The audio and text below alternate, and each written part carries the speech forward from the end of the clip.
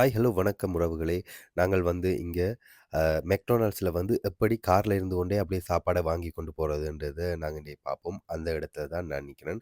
இது எங்களுக்கு டிரைவ் பண்ணி போறதுக்குன்ற ஒரு தனி இடம் இருக்கு. இதுல ஒரு மைக் இருக்கு. நாங்க இதுல எங்களுக்கு தேவையான சாப்பாடுகள சொன்னா, அவங்க அங்க அத டைப் பண்ணி எடுப்பாங்க. அதுல என்னென்ன சாப்பாடு நாங்க சொல்றோம் அதுன்றதும் இதுல டைப் பண்றதுல இங்க விழும். இதுல நாங்க அவங்க வந்து என்னென்ன சேல்ல போட்டிருக்காங்க, என்னென்ன சாப்பாடு நார்மலா இருக்குன்னு சொல்லி இதுல எங்களுக்கு காட்டிக் கொண்டிருக்கும். ஸோ நான் இப்ப வெயிட் பண்றேன். நான் இன்னும் சொல்லயில்ல. சொல்லணும்னா இதுல என்னுடைய சாப்பாடு விழும். இப்படியே இந்த டிரைவால நாங்க அப்படியே டிரைவ் பண்ணி கொண்டு நேரா போனோம்னு சொன்னால், ஒரு 2 டோர் வரும். அதுல 1வது டோர்ல வந்து நாங்கள் வந்து காசு பே பண்ண வேணும்.